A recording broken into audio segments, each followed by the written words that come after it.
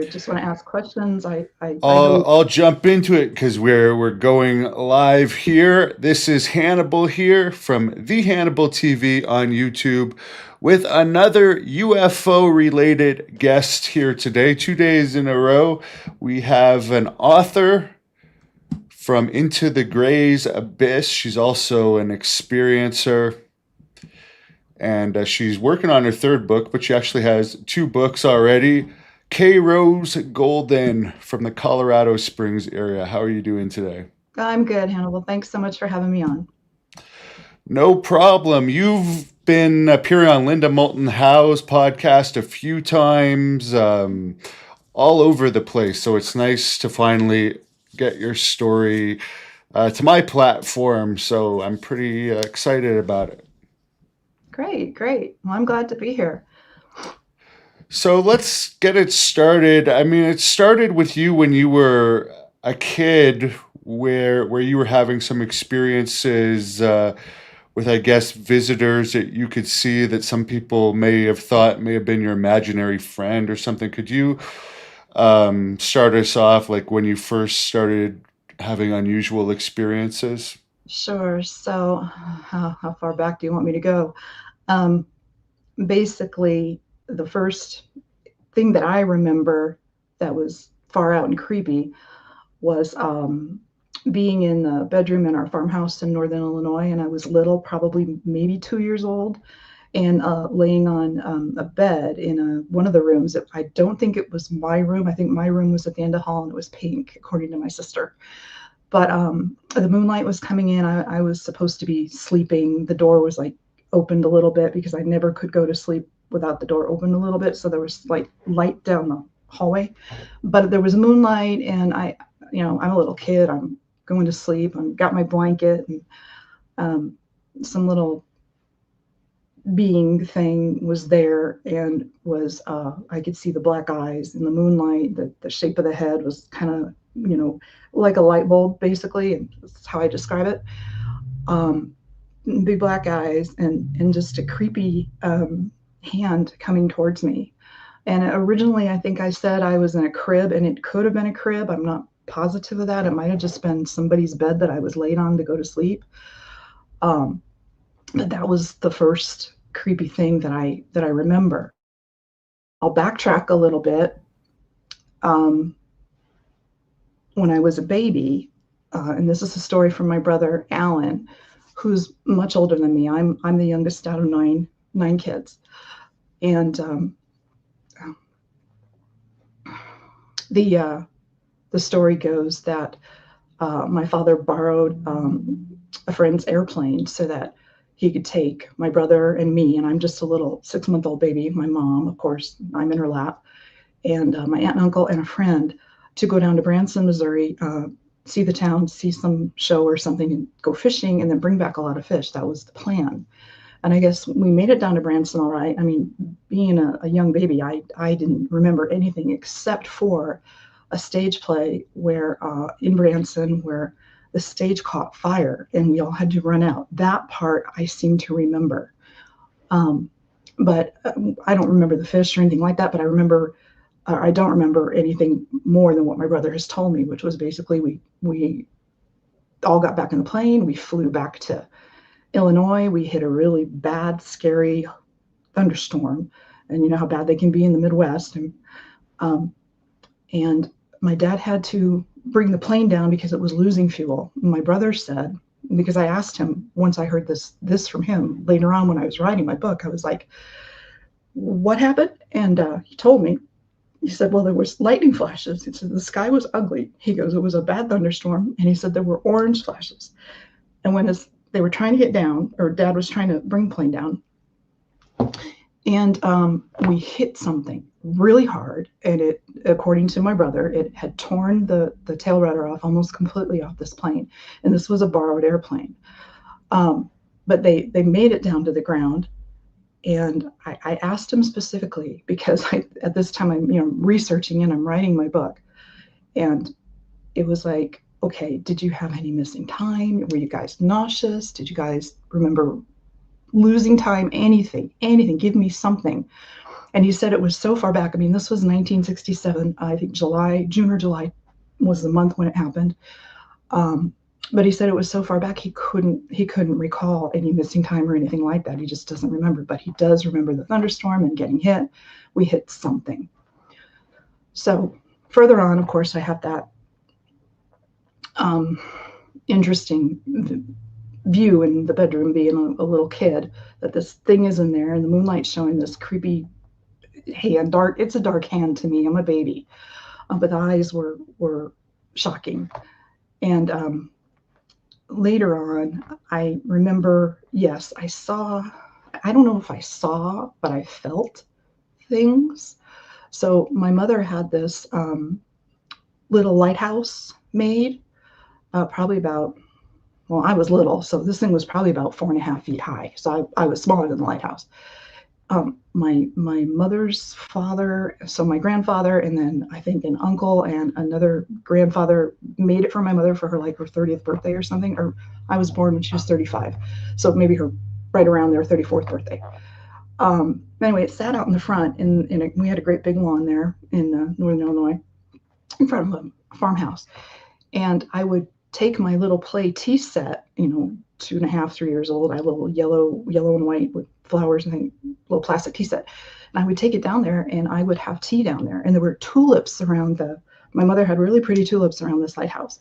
And I was told I wasn't supposed to play there. So I was warned several times not to play there because my great grandparent, of course, grandparents made this. And my mom, of course, cherished it. But it was weird because I would look through this little window. There were these little windows in the lighthouse. I mean, it looked just like a real lighthouse. And I would see something in there that apparently nobody else felt or could see. They didn't understand. And that was just a friend to me, an invisible friend. And growing up, I thought everybody had one. And come to find out, not everybody does. So, but I would play there all the time. And I was warned again by my parents. My mom would say, no, you can't play there. No, we're playing there, but I would always be found there. And then we lived before the farmhouse. I think we lived in Huntley, Illinois. And I think I got lost somewhere in there a couple of times, and they would find me in the town square. They would just, somehow I'd magically appear in the town square. So a couple of weird things. I guess I would run away, or not run away, but wander off. And I did that. As a high school student. I walked off in the middle of the night without telling my folks. I wasn't mad at them, or there was no arguments or anything like that, but I would just open the door, walk out of the house, and walk in San Jose, California for no reason at all. I mean, I'd be looking up at the stars. And relating to the stars, the high school that I went to, I was the vice president of our astronomical club, interestingly enough. And that is also how I met my husband, Charles. So a little bit of a star relation there, I guess. And I always felt like we were never alone on this planet. I've always known that. I don't know how, but I guess you just know. So I've never balked at that. But do you think the fire that you said that happened at the Playhouse had anything to do with the UAPs, or was that just a coincidence with the storm going on that night? oh, I don't know. I was so little. I don't remember anything but the stage catching fire, watching everybody run, and us having to move. And I was picked up and carried out. But I don't know. I mean, it could have been anything. I mean, all kinds of weird stuff has happened. And So, you've seen numerous different types of beings too. So, how would you describe the one that was the invisible friend? I guess, was it just invisible to you too? Was it just kind of a feeling you had that it was there, or was there some type of shape to it? no, it was more of a feeling. And what was really weird is that continued on. Oh, God. That continued on into my elementary school years. I would be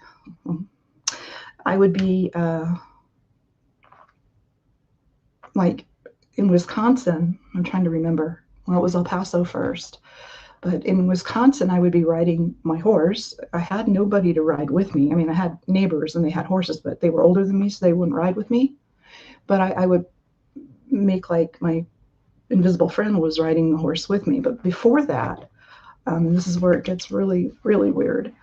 In El Paso, let me back up a little bit. So we moved from Northern Illinois when I was about 5 years old. And we moved to El Paso because my dad got a job with White Sands Missile Range as head honcho electrical engineer for the site. He had a badge. I don't remember much about it. I know that it took a while to get to White Sands Missile Range from El Paso. I'm pretty sure it took a long time. But I remember my brother telling me that our father told him later on that they would do it in 20 minutes. And I don't know how that was possible, even in 72, probably 72, 73, something like that. But at the elementary school I went to, there was a girl. I mean, I had a couple of friends. You know, I had a good friend. My brother went to this school too. He was 3 grades ahead of me. So this would have been third grade, I think, in El Paso. And this girl who I thought was really cool. Her name was Dael, and Dael, I think. Don't remember her last name, but she would be there and she would wear these interesting outfits. She always had these really bright white tennis shoes on and a really cool red like jacket. But she would never be around my friend. She would never be around my best friend. She never managed to be around anywhere publicly. It was always like seeing her by the bike rack or outside the wall, you know, the nurse's office at the end of the school, doors open, you know, getting a note from your mom, going in the nurse's office saying, you know, she's got to come home at such and such a time, or we're going to pick her up or whatever. And she would be there, but she was never in my classes. She never had books in her hands. It was really weird. And she was nice enough, but she wanted me, at one time, she wanted me to go roller skating to a roller rink with them, her dad and her and some friends. And she said these friends were really interesting and that I would like them. And I told her, you know, and I think she was wearing her skates to school. I saw her. She said, no, my dad's going to pick us up. We'll go. And I'm like, no, I can't do that. I have to let my parents know that, you know, I'm going to ask them if I can go. And I just got a really strange feeling from her. So I never did go with her to the roller rink. It was very weird. But after a while, that kind of faded away. And I just, you know, had my other friend and the appendicitis that she had. And I was really worried about her. I went to the hospital and with her mom. And then when I got back to school and she got back to school, I wanted Dale to come meet her. Because I said, you know, you're never around my friends. What is the deal? Come meet her. And she said, no, you're the only one that can see me. So that was kind of a shocker. I mean, you're a kid in school. You're doing what you're supposed to do, you know, living that normal box life, maybe not religious and going to church all the time or anything like that with your parents. My parents didn't do that. They let us do our own thing. But I mean, still, you have your own line of sight as to how your day goes. And when something like that happens, it's very strange for a kid. That was very hard to relate to. So we move on. 2 years later, we end up in Wisconsin. Yes, we moved around a lot. I think I didn't spend more than 1 year in one school at all. So we get to Wisconsin, small elementary school. How many states, just to give us an idea? Because that sounded like 11 or so states from one of the other interviews I heard from you. So let's see, Illinois, and several times in Illinois, Wisconsin, several times in Wisconsin. I've lived in Missouri, California, several times in California, different places. And then what else? Florida, Maryland. But all the moves I've had, yeah. It followed you around all those places. I have no idea. I think so. The things that have been, looking back on it, everything adds up, which is really frightening. But anyway, so we're in Wisconsin. We're in a little brick, tiny school in the middle of south central Wisconsin, basically. And I'm in fourth grade or third grade. That was second grade. This is third grade. So there's two classrooms in this school, and the rest is basement. And we played down there when the weather was bad, as far as PE goes, physical education. And then the lunch area was right there. And it was the same situation. Well, she showed up, and just like, how is that possible? And in El Paso, when I had met her, she was telling me that her dad worked at White Sands Missile Range too, and was an electrical engineer. And I thought, how is that even possible? And I remember when my mom heard that, she told me, because they kind of kept picnics and stuff at White Sands. There were lots of picnics and stuff at people's houses, and I do remember one where a couple of astronauts were there. That was, I think, in Alamogordo. But my mother would say, none of these guys that your dad works with are even married. They don't have children. She can't possibly be going to your school. It doesn't make any sense. And we never talked about that again. But so Wisconsin, and she shows up. This is Dale, and it's the same thing all over again. And I didn't know what to do. She again wanted me to come out into the woods. We had woods back there behind the school. It was really pretty. Me and friends, little friends, kids, we'd go into the woods, just the very edge of the woods, and sit there and play, things, kid things, imaginary stuff, king, queen, that kind of stuff in the woods before school would start.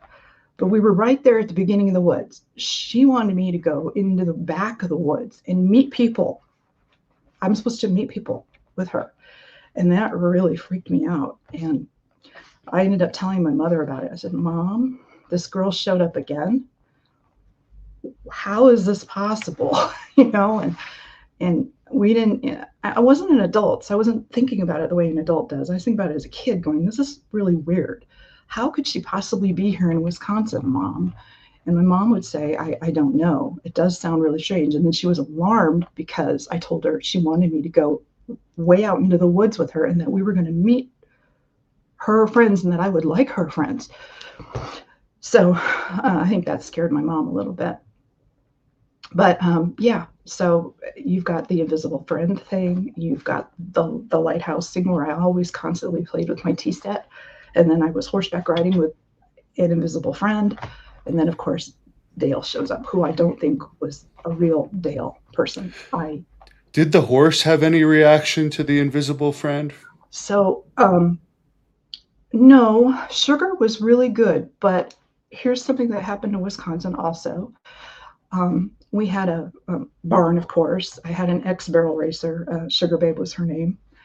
And it was winter, and it had stopped snowing, and there was not a whole lot of snow up there going up the hill. There's a cornfield, and then there's the hill, and down the other side are Christmas trees that we would pick from. But up the hill, which is where I wanted to go, was the wooded trail. And there's just beautiful trees in there, go through the fall or summer, spring, and then up at the top, there's a big clearing. So I was on Sugar, and here I am, 8 years old, and I'm going up the trail, and you can hear her crunch, crunch, crunch, crunch through the snow, and she was enjoying it. She was having a good time. And then we got up to the top of the hill, and I wanted her to go left to go up that wooded trail. And I can't remember if I actually put this in the book or not. I think I put it in the original book, but I might have taken it out of volume 1 or volume 2. But I had to fight her. She saw it before I did. There's trees. There's poison sumac, which was dried up by then because it was winter. But you got the trail beginning, and it's not a big trail. It's just big enough for maybe 2 or 3 people to walk side by side on, and so you get a horse and a person on. And there's trees all the way going up this wooded trail. It was really pretty. But there was something on the tree, and I'm sure she saw it first. I only saw like a hand and sort of a face. And I was thinking, when I saw it, I was thinking, oh my God, there's somebody out here in our woods hunting, and they shouldn't be in our woods hunting, because my dad has told me, if you see anybody out there, you need to let us know. Because we had I can't remember how many, 140 acres, something like that up there. And I tried to get her to go up the trail, and she wouldn't go. She was so stubborn. And then she reared, and then she spun, and then she shot down the hill with me on her. I was holding on for dear life. Um, but I saw just the hand kind of wrapped around the trunk, and it's not a thick tree. That wasn't a thick like oak tree. It might have been like a birch or something, but you could see the hand and you could see the eyes and the head. It was like kind of hiding itself, but like I said, she sensed it or saw it before I did.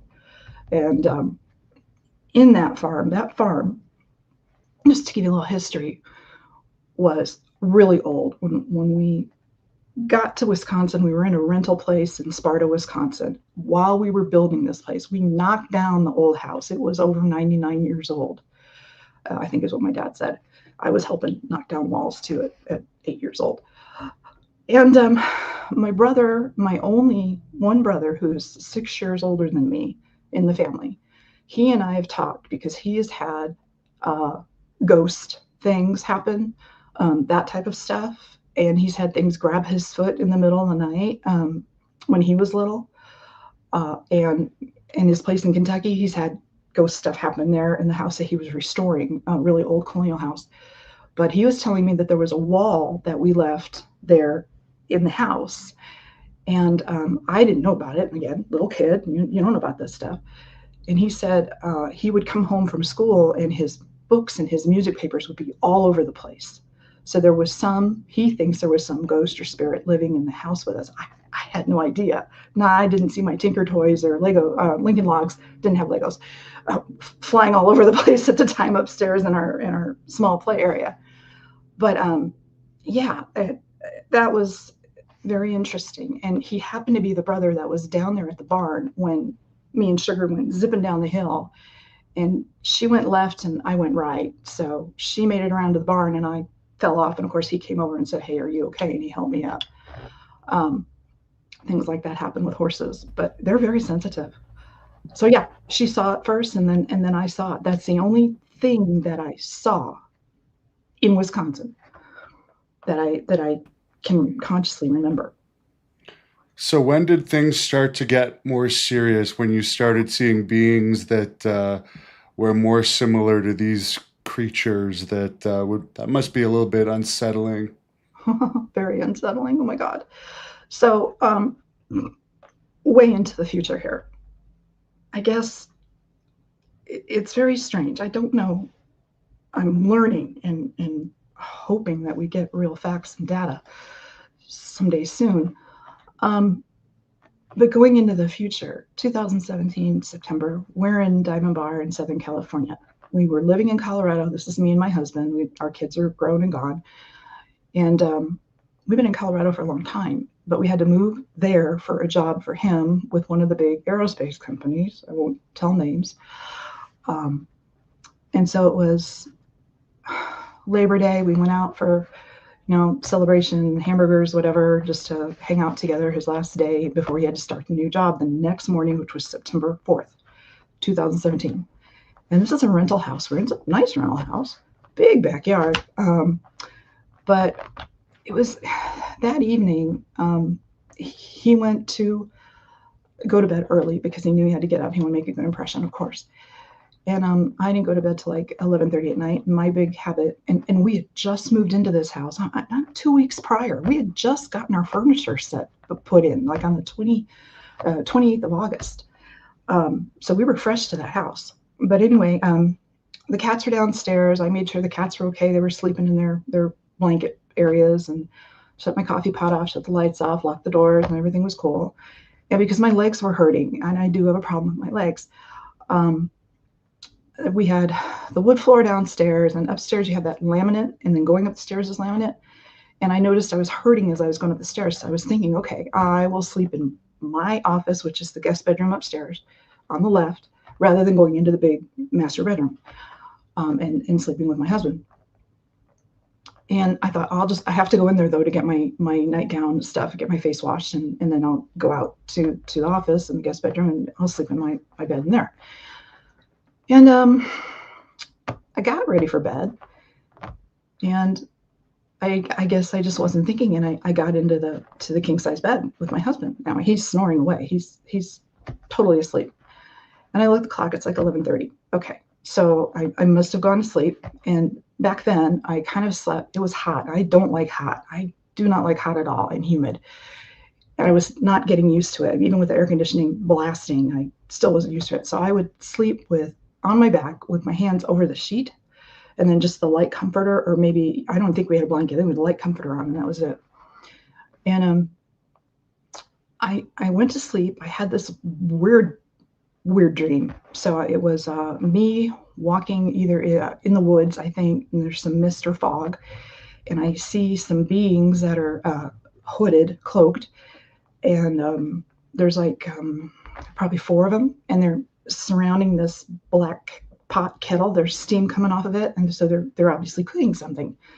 So I'm curious, so I'm walking over to see what it is that's in the pot. And all of a sudden they turn, and all these weird hands are reaching for me. So I'm screaming, no, no, no, I don't want to be put in the pot, get it, because that's what I thought they were going to do to me. And then, of course, I wake up, and I'm going, whoa, okay. So then I go back to sleep, I think, and then I wake up, and everything's vibrating in the room. I'm vibrating. So to me, it feels like an earthquake.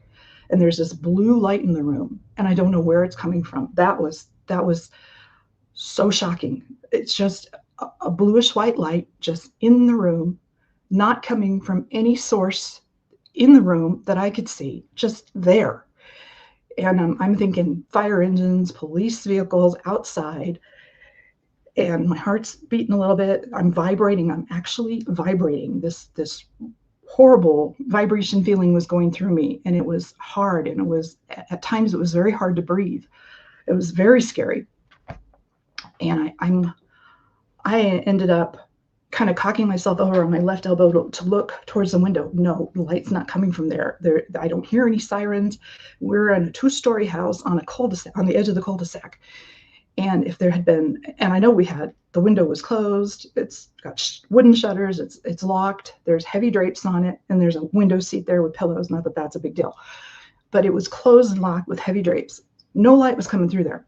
And then we had in California, sometimes they have in these big master bedrooms, there's no doors for your bathroom. The toilet area has a door, or your shower or toilet area has a door, but there was no door for where the sinks are. So there's double sinks, and you get those Hollywood mirrors, or not Hollywood, but the mirror and the Hollywood lights that go around. It's a great big rectangle mirror. And anyway, I'm laying there and I'm looking, going, okay, the light's not coming from there. And I'm looking under the master bedroom door to the hallway, and the light's not coming from there. And the light is also not casting any shadows. We had a big 4-post bed, and the ceiling fan, which I remember was on high because it's hot and humid and I'm uncomfortable. And I'm sitting there, and I get kind of back on my back, and this light, it's very quick. This wasn't like a something that took a long time. The way I'm describing it takes a long time, but that's different. This is probably just like seconds that this happens. So it's a bluish white light, and it starts shrinking down till basically it's right over me on the bed, not my husband Charles, but over me. It comes down the bed, it gets smaller and smaller, and it's right on me. And it's at this point where the vibration's kind of rocking the wind out of me, so I'm really having a hard time breathing. I'm almost choking, and I'm looking over, and my husband zonked, just totally zonked, and I can't. I'm finding that I can't really scream out and say, wake up, I can't even, elbow, nothing. So I'm laying there, and this blue light condenses down further and further till it's kind of like a beam on me, just a thin beam.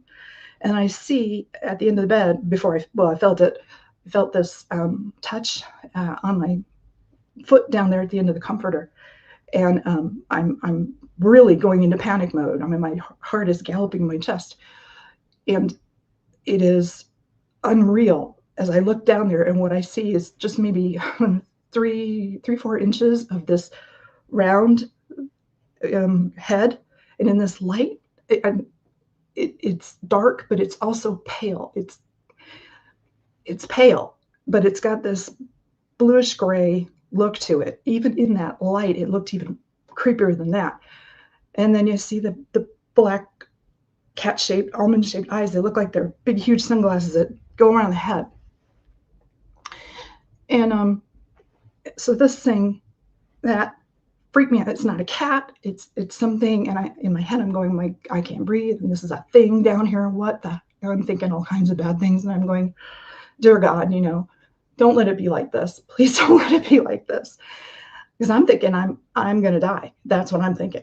Nothing should be in your room at night when you're trying to be peaceful in bed and asleep. Nothing should be in your room. I mean, unless you have a dog or cat. And we only had cats and they were downstairs. Anyway, so I'm freaking out. That thing's down there. And there's a hand reaching for my foot under the bed. It didn't just touch my foot. It was reaching. So it's there. And so I'm looking, this beam is going up and down me. I still can't breathe well. The vibration's still rocking through my body. I can't wake him up. I can't move my lips. I can't kick at what's down there. And this was terrifying. And out of my right eye, my peripheral vision, there's another head here and a hand coming towards me with some little 6-inch long metal pen-like thing. And I'm in full-blown panic mode because these things, and that's what I chose to call them, just are there. And I didn't have any real exposure to this stuff. I think I read as a kid in Wisconsin the Betty and Barney Hill abduction thing. And the only reason I read it, and I didn't even get through the whole thing, is because I was being rewarded a book for reading really well during the month. I always got the most stars. I was a big reader. I've always really been a big reader, well, up until now, because now I'm writing. But I digress. So thing one and thing two, right? Thing one and thing two. And that thing comes, the hand is coming, I describe it as like a spider. It is. They're 4 long fingers with long nails. They're dark, or claws. You can call them claws, I suppose. And they're coming towards me. And it's got this thing in its hand. It's right here. It's going to my eye. And my heart is just jumping out of my chest. And I'm having the horrible time trying to breathe and all of this. And that beam is going up and down me. It's not just on me. It's going up my chest and going down like it's examining me or sterilizing me or making me immobile for the next step. So then, and like I said, as I'm explaining this, it takes a while to explain, but this probably happened in a matter of seconds. So then I'm being floated up. The comforter's off of me. They've got me. And somewhere in my head, I'm thinking, oh my God, I'm being taken by these grays. And that's what popped into my head. And, as a kid, as you're growing up, you hear things. I probably read about Travis Walton once in a newspaper a long, long time ago. My dad probably passed me the Sunday morning funnies, and I looked and saw that article and read it.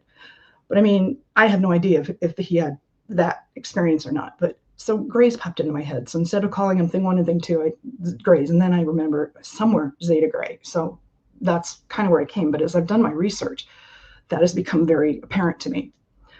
Anyway, so I'm being floated up above the bed. I'm not far from the ceiling fan that is on high, and I'm up. I'm facing up, and I'm trying to tell them, but I can't because it feels like my lips have been sewn shut. I can't scream. I can move my head. That I can do. I can move my head. I can look at them or look towards my husband. But I'm telling them basically, you're going to kill me. That ceiling fan is on high. You're going to shred me. And then I moved over. And I'm kind of looking down because I can move my head and I can see my husband down there, stone cold asleep, absolutely stone cold asleep, does not know what's going on. And in my head, I'm just screaming at him, Charles, wake up, please, God, get up, wake up, look at this, look at what's happening. Don't you see these things? And there's the 4-post bed, so the post is right there, and they were going to bonk my head into the post. I just knew it. And before that, though, I thought, okay, I'm thinking a long time ago, I had an out-of-body experience. This was in Apple Valley, California. Long story. I'm thinking, okay, I'm going to look down there. I'm going to see my body, and I'll know this isn't an out-of-body experience. And here I am still having a hard time breathing, and I'm still getting that vibration failing, and I don't see me down there when I look. So that makes me panic even more. And I'm going over the going over my husband and about ready to hit the post head with my head. And I'm telling them, you're going to kill me. You're going to run my head right into that post because you can't think when this is happening. You can't logically think about what they're doing to you or how they're going to pass you through some solid object. But they did. They passed me through that. My head went through the post. And now we're going straight towards the window.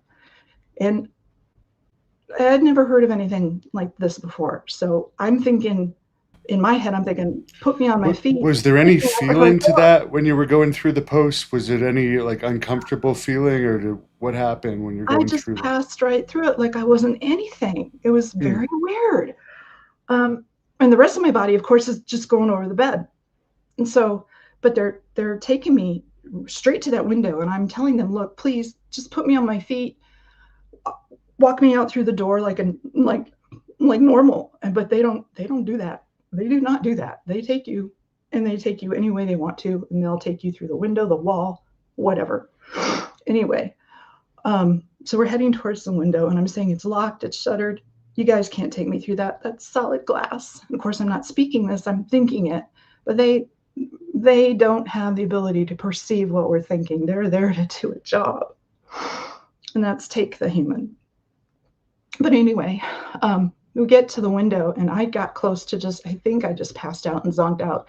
But we passed through it, and it felt like, and I hate to use this for a comparison, but it's like being broken down into nothing or into the smallest pieces you can possibly be to pass through something, and then you're reintegrated or somewhat reintegrated in the beam on the other side and going up. Yeah, it was an amber yellow light beam that took me up. They took me up to the craft. One was up here, one was down by my foot. Now, I have heard from those beams that you feel weird in the heart when you're being sucked up by those. Did you feel anything like that? Yes, and you can't move. So my one thought as we were going up, and I could see the bottom of the craft, it was blocking out the entire sky. It was huge. I mean, it wasn't huge like I guess people say the Phoenix Lights was like super huge, or the Vandenberg Square was super huge. But this was blocking out a good entire area of the sky in Los Angeles. Now we're talking Los Angeles here, where there's planes flying and there's lights and there's people and all kinds of stuff. And um, but you're going up, and I'm sitting here, and my last conscious thought before getting up there and that opening and the opening, and then finding myself on a table, was the red tile roof, California, the fireproof roof, right? The last top edge was coming up, and I was going to reach out of the beam and grab it, and I was going to stay there on the roof until morning, until somebody saw me or rescued me or whatever. I didn't care. I was not going with them. That was my last real thought. You can't reach through the beam. You're totally immobilized in that beam. And you go up, and you've got these two Zeta Gray, half biological beings, as I find out later with all my research. And you're up there, and then all of a sudden you're totally blacked out, and then you wake up on a table, and a big tall being zips by you, comes by you, and you hear your name. At least in my case, I hear K, calm, most of the time. That's usually what happens. And then it's a jab in the back, or something else. It's happened so many times. But that was the jab in the back. And then it left and it came back, and I didn't really meet. That was the tall gray. And Lyndon Moltenhau and I talk about it, and we say that was a tall progenitor gray, about 7.5 feet tall, black eyes, inky black, creepy, soulless eyes, pale, but has a little bit of a blue tint to it, kind of ashy. No hair or anything. Has mottling on the back of its forehead or back of its skull. Big head though, less pointed chin than the Zeta Grays. Long arms, really long arms. Anyway, So when you say poked in the back, what were you poked with? That's what I would like to know. I don't know what it was that I was poked with. All I know is that um, for years later, I had problems with that area in my back, and I had that surgically removed. So it's a section by about 3 inches long that was taken out. And they were supposed to do a biopsy on it and let me know the results, like most people would get the results. And I went back to the clinic, and this is later after coming to Colorado and everything, coming back to Colorado. And I never got any information. And I called the office several times, and they said, "Oh no, we sent you that by email. You should have that." And they kept cutting me off every time, because I told the doctor, I said, "Look," because I was wiser by the time I got this done. I'm thinking, okay, maybe they put something in me right there, but it was on my spine, and spinal column, I should say. And I asked, I said, "Look, if you find anything weird, just let me know." I go, "You don't have to show it to me, but just let me know, please." And I never heard a word from them. And I've called several times and nothing. And this was just a dermatologist clinic in Northeast Colorado. And I've heard you say you think that you've been kind of, I don't know about branded, but you might have something inside of you that you believe they could be monitoring you with. Where would that be located? I think it's in my head. I think it's behind my right eye, actually, on the optic nerve.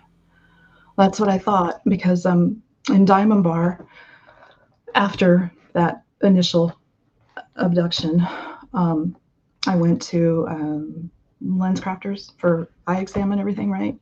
And I think during that summer, and the doc looked at me, he looked at my eyes, and he looks at me, he goes, "Have you been looking into the sun?" And I went, "No, I have not." I mean, I said, "I'm outside with horses and, doing my thing, and it's bright here in California." And he goes, "Well, you've got a burn on your optic nerve right back there behind your eye." And I went, "Oh, what would cause that?" And he said, "If you looked into a really, really bright light." And, when I was writing the book, and I kind of put that in there, I was thinking about it going, oh my God, I remember one or two instances where there was a really bright light. I mean, it didn't seem bright enough to blind me or anything on the craft, but it was bright enough to be uncomfortable. And maybe that's when they did that, or it was that pen thing that they used, and they popped something in there. I've had a what do you call it? A A wall brain stud scan? finder. Oh, terrified. Yeah, very terrified. Um, every time. This has not been a wonderful, peaceful, loving kumbaya experience. This has been very serious, very frightening every single time. And it So was Stephen Greer, you don't agree with him, who says that it would be, he believes that if this would be really frightening, that this would be humans doing something like this as a fake alien invasion, because he doesn't believe aliens would actually do something like this. What are your thoughts on that? Here's my thoughts on that. With all the research I've done and the position that I'm being put in now as director of this new organization to investigate seriously alien human abductions, and this will be a nationwide organization. We're starting it basically Colorado and a couple of other states in the next couple of weeks, and I am the director. But there are more than one or two alien species. There are a lot of them. Linda Moulton Howe and I talk about this all the time. There are at least 4 to 5 different species of gray aliens. This is no joke. You've got the Roswell Rigelian grays with the noses and the Oriental look ones. You've got the Zeta grays that I've talked about that are the half biological that they found, I believe, in the Roswell crash. And there were 2 crashes at Roswell, not one. And then you've got the Zeta grays that are on the mothership that are real, that are not half biological, and they're a little bit taller. And then you've got the tall grays, male, and I think female. And then you've got the hybrid grays, and you've got the baby hybrid grays. And it's a lot to take. And so, no, I disagree with Dr. Greer. So you don't think there's any way that could be human, where he would, because you'd have to have midgets and giants, because you're saying some of them are over 7 feet tall or some type of stilts Right. to Either that fake or something like that. they have to put some kind of major drugs in your body and hypnotize you and all of that. And I thought about that and I'm thinking, how much money would that take? When I know where our deficit is in the trillions and all of that, but and then you've got the black budget and you've got the back engineering of all the UFOs, and they've admitted it. You've got whistleblowers coming out left and right. And yes, that happens too. The hybridization program is very real. Oh, I'm really? not, Okay. Well, maybe you could answer this because that's actually come up a couple times today. yeah, Do aliens actually do it with women if someone can't actually read what's on the screen? yes, they do. Now, whether that's actually happened to me, I couldn't tell you, and I would not want to admit it.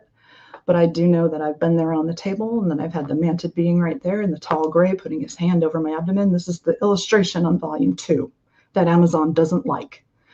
And that's why they blocked my book for volume 2. But he's got his hand, yeah, there you go. His hand is over me to take the pain away from whatever. And the mantid being is actually down at the other end of the table, but we didn't do it that way in the illustration. Yeah, that doesn't look like the sexiest No, situation for a female, and I don't mean to joke about that, but that no, looks terrifying. no. And then you've got the vats or the containers in the back that have the limbs and whatever else is in there. This was extraordinarily creepy. This was not where I saw the hybrid baby. This was something else. But the table that I was on and this room that I was in is where they did that checking for pregnancy, if you would.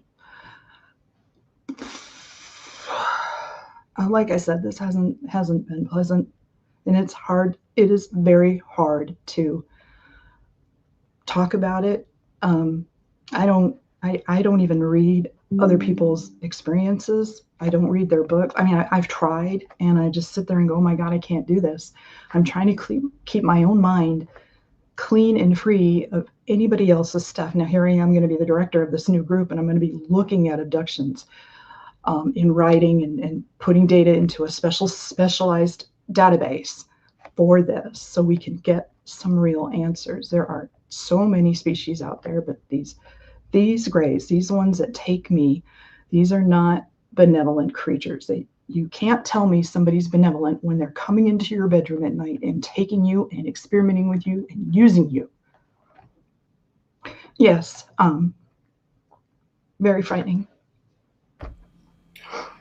And someone was asking, I mean, they're not doing that for pleasure. They're doing that for scientific reasons. You would imagine, I mean, you're not awake for it, but there's what do you think the purpose of the hybridization program is?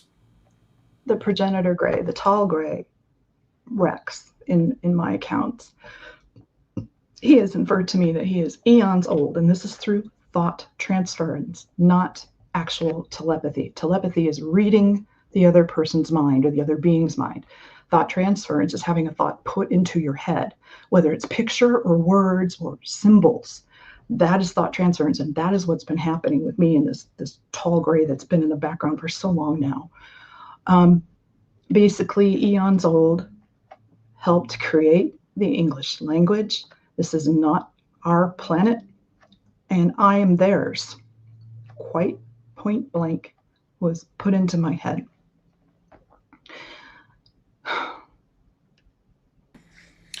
Well, that makes sense.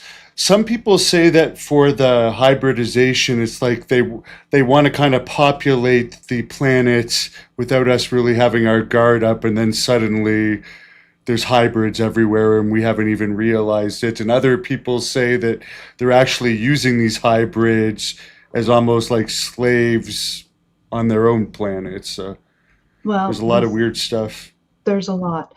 They've got the stories of cloned beings in the Dulce base in the border of Colorado and New Mexico. And yes, everything I have been led to believe, everything that I do believe is that this is infiltration, and there are hybrids living on Earth already. I've already held a baby hybrid. I've already had contact with a smaller one and an even bigger one, 8-year-old girl, and I've been taken over Peterson Space Force Base, the main gate, and I know this because we lived at Peterson Air Force Base when it was still an Air Force Base back in 1994, 95, 96. So I know that base really well. And this hybrid gray took me, and we walked, skipped over, flew over, went over, and there was nobody there. And it was the most bizarre. Well, everything's been bizarre, but walking up to military Air Force guys who have AR-15s at their sides, and they're in their blue camouflage, and they're standing in front of the entrance to NORAD. There's 8 of them, and they're standing shoulder to shoulder, and there's no look on their face. I walk up, she's with me, and she's telling me this isn't what we're here for. And I'm waving at them, going, hi, hello, and there's no expression, there's no reply from these guys. And it's like the base was vacant, and maybe this was something that was going to happen in the future or something. I don't know. But yes, I believe it's infiltration without a doubt in my mind. You can't tell me these things are benevolent, as I said before, and coming to take people out of their bedrooms or their cars or on the road. And that's happened too.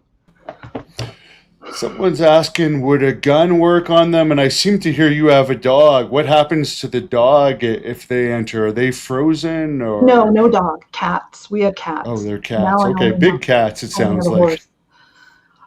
The cats, we had one cat that was, I watched him a lot, especially when my husband would go to bed. He would be up on top of the couch looking behind me, like if down in Diamond Bar after the first encounter. He'd be looking, and his eyes would be, how cats are. They get kind of big and they're like stiff. And that happened a few times. So I was kind of relied on him. But the thing with me is, when something's going to happen, and this can be something as simple as a craft over the property, I get a short, high-pitched tone in my right ear, maybe 3 seconds long, maybe 4.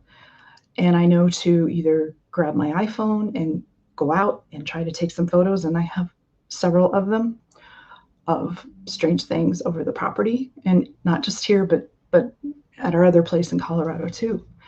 And if that doesn't happen, then usually it's that night or the next night it'll happen again. And if I don't pay attention to it, I get taken.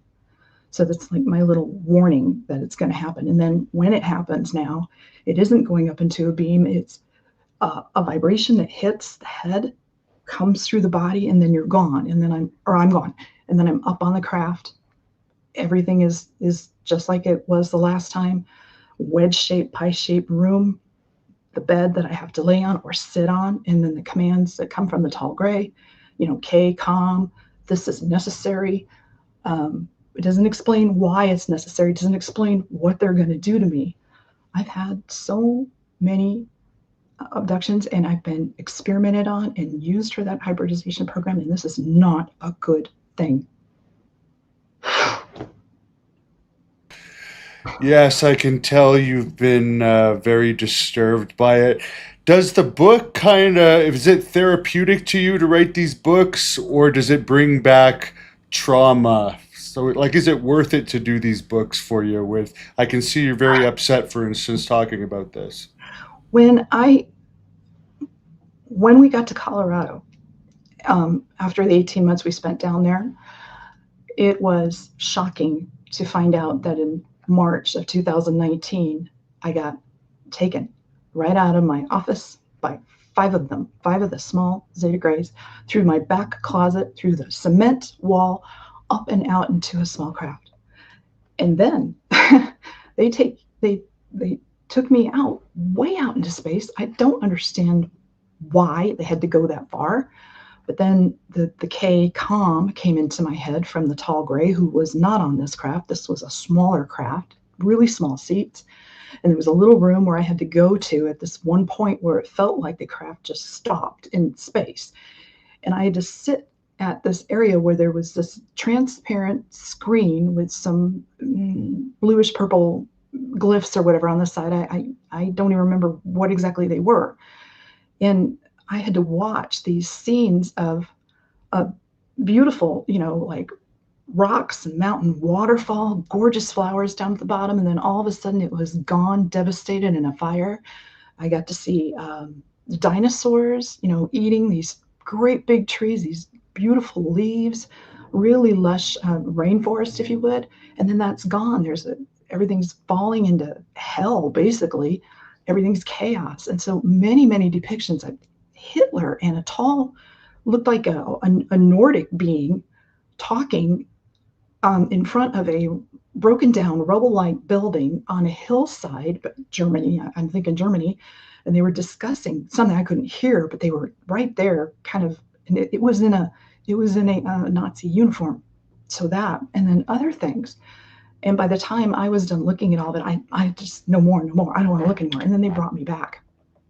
And that was scary because I couldn't breathe on the craft. They had to put something over my head, and it wasn't a helmet. It was some sort of mesh, really light looking thing that they put over so I could breathe because I was choking. I wasn't able to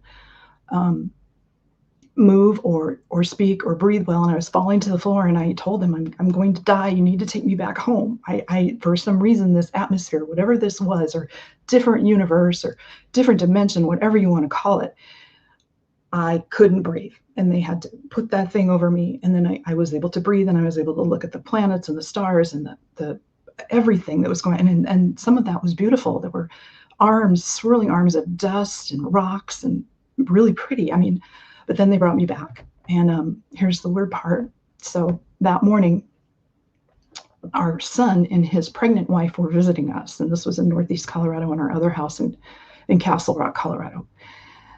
And we were supposed to go out to breakfast or lunch. And all I remember is I hear pounding on the door, like he was trying to break down the door.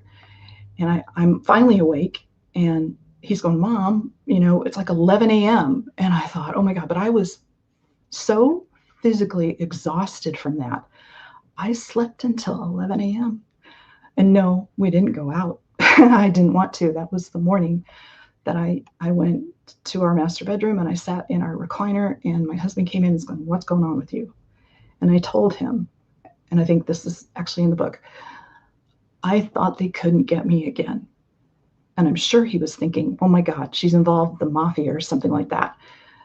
And I said, no, they, meaning what I told him in Diamond Bar when that happened. But the morning that he left for his new job, I told him what I just experienced. And he told me I had a nightmare. It was an intense nightmare. And, I love you, goodbye, walk out the door. So I hadn't told him anything since. So I tried to tell him this morning. And I told him, and of course, our son and his wife went out. We didn't go out. But you could see it shocked him. It really shocked him. He was listening, and it really shocked him. And I ended up going outside and sitting at the table for a long time by myself. And then he finally came out and he said, maybe there is these beings. I just don't know if I'm able to accept it. And that's the problem. That's the problem.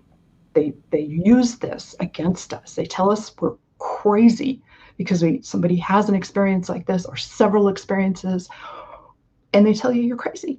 And I actually thought he was going to call the people and have them take me away, people with the white coats that morning. And he didn't, of course. Right. So they only visit when he's not in the house? Because that was a question someone had. Where's your husband when this is going on? He's usually asleep, totally asleep. Now, I've had strange things happen. Well, if you watch the Linda Moulton House show back in August of last year, 2024, I think it was 16th of August, that was the Orbs show. Lou Elizondo's book had just come out, and she wanted to talk about the orbs. Our show was supposed to be about the recurring dreams that I have had and the ships and the war above our head, but we didn't do that one. So the orbs I saw with my father in Missouri. Now, my dad is gone. My mom is gone. All my brothers and sisters are older than me. And so none of them have had these experiences except for my one brother that has had the ghostly encounters. But my dad and I had that experience on their farm in Ava, Missouri, with the orbs right in our faces. And the one orb was right in front of him. He had a shotgun with one shell in it.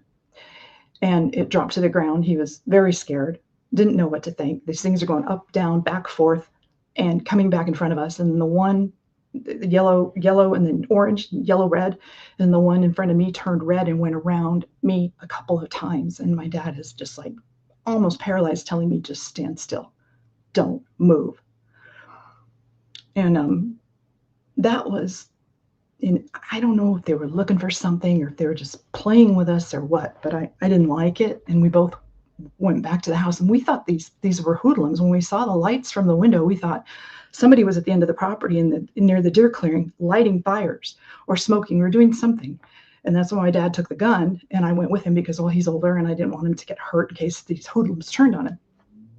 And that's what happened. And we get back to the house, and he takes his bottle of Southern Comfort and a shot glass, or a rocks glass, puts a little ice in it, pours the whole thing full of Southern Comfort, and drinks it all in one gulp. And I'm sitting there with a little glass of water, and he offered me a drink, and I'm like, no. And we never spoke of it again. It's just the government, the covert powers that be, want us fighting amongst ourselves about this. I don't understand what is so terrible. I mean, the abductions are terrible. This is the dark side of the whole UFO subject. But if there is something darker, I can't imagine what it is. I just can't. Well, it seems like a lot of the experts and even the very credible ones think that the reason why all the countries around the world don't talk about it is because they have told the governments that they don't want to be spoken of, because something to do with the control that they have over us. It wouldn't work the same if we knew about them. Right. Because otherwise it doesn't make sense. How can all the countries don't agree on everything, but none of them are going to talk about this publicly? No. And I know there's countries out there who want to be able to speak openly about this. Australia probably is one of them. I'm actually going to be talking to a documentary film producer this next week about my experiences. And she found me somehow. But she was saying people need to know this. And I'm like, well, yes, I agree. And you asked me about writing the book and if it helped me. And it was imperative. When I first started writing that book, and like I said, Linda Moulton Howe, kind of, if she hadn't answered the phone that day and I had not been able to talk to her about what was happening with me, I probably would have been in a mental hospital. It was very fortunate that she answered the phone that day, and that I got to talk to her openly and honestly about this. And we have had conversations since then, openly and honestly, about all of this. She's been really a really good friend, actually. But if it wasn't for her, I wouldn't have even started the book. I mean, I had all my drawings, I had all my notes, I had everything. I had really bad illustrations in the beginning. The illustrator for the book publisher, they kind of refined things a little bit for me. The photographs in the book in volume with the doctor's photographs, the triangle, they're blurry, but they're on there. I have the one photograph from northeastern Colorado where it was a thunderstorm, and you can see the thunderstorm clouds and you can see 10 objects, but because the pages are small, the photograph can't be made enlarged enough to see all of those objects, I think. So it's not great to put in a book, but I have those pictures, and then I enlarged it, and there's a what do you call it, top hat looking UFO at the very top, but there's 10 objects in the picture. And this is not uncommon. I've seen swarms at the ranch where I had boarded my horse out there in Castle Rock. I've seen things over this property that just, the last one, I sent the picture to Linda Moulton Howe. I'm like, whoa, look at this. And there's another thing. People get upset because people are not finding clear videos and clear photos of UFOs. Well, if you think about it, you've got an object that's able to zip from A to B to C. It's got a gravitational force. There's anti-gravity going on. It's like a force field around the craft. And it's morphing the way, again, our perceptions are different, all of us. And I've written about that, and I think I wrote about that in volume 1. But because our perceptions are different, because we can only see so much, when we're seeing something like that, and again, everybody's different, you're seeing a blurry image because it's kind of cloaked. And maybe the best way to see these things is at night with infrared. I don't have that. I mean, I end up going out with my iPhone 15, and getting a photo or getting a video. And I've had some, like I said, some really interesting stuff. And I've seen swarms, bright objects. I've sent them into SEPI in Great Britain. A friend of mine at David Johns, and he's looked at my stuff. And I've had the tones. That was Castle Rock also. So there's been some really weird stuff besides that. But anyway, I digress. So I had to write the book. It was becoming imperative after everything that was happening. it just, and it did help the first book. And then I was like, I don't like this. I've got to redo this. I'm going to make it into volume one, volume two. I got a whole new publishing company to work with me, better illustrations, and they listened, and everything's a lot better. And I have a third book that'll be out by July. I'm not going to tell you the title of it yet, but it's going to go deeper. There's a few people asking on here, how could you spot a hybrid? Would there be a way that they would look a bit different or something that we'd be able to identify them? They're so, looking at the ones that I've seen, because of the situations I was in, these experiences, I didn't see eyelashes or eyebrows on the little girl. I didn't see, and this is a tiny little thing, any eyelashes or eyebrows on the baby thing. But they were clearly got that bluish tinge to their skin. So, and the eyes are further apart, big. Both of them had these big blue sapphire eyes, but I mean, striking, definitely. But I mean, the eyes are set further apart. So I suppose if there's anything you're looking for is some kind of weirdness with the eyes, maybe, oh, I don't want people freaking out and going and jumping on people saying, oh my God, you're a hybrid. That would be horrible. The ears were really small. So, I mean, other than that, they're passing for human. And Linda says they're everybody. They could be your next door neighbor. I don't doubt it. I really don't doubt it. And the last question here, I know you're not expecting these incidents to happen, and it seems to take control of some parts of your body, so it's hard to get evidence. But someone is asking, what is the very best evidence that you have regarding these situations? The marks on my body. So after the Diamond Bar encounter, I got one scoop mark on my arm. I can never get it to the camera so I can show people. The pictures are in the book. So there's 3 triangle marks now here, scoop marks on my arm. I think you have to lift it a little higher because you're Linda Golden or Hold on. Rose I'll see if I Golden. can get it up there. There you go. Okay. See if you guys can see it. Oh, God. Yeah, there's some white discolorations. Yeah. I don't know if that's the area. Well, actually it is. Yeah. So there's 3 triangles there. And in the book, it actually ends up looking like an X in the photograph. And then I had the intersection, my back, whatever was removed back there. This will blow you away. So the last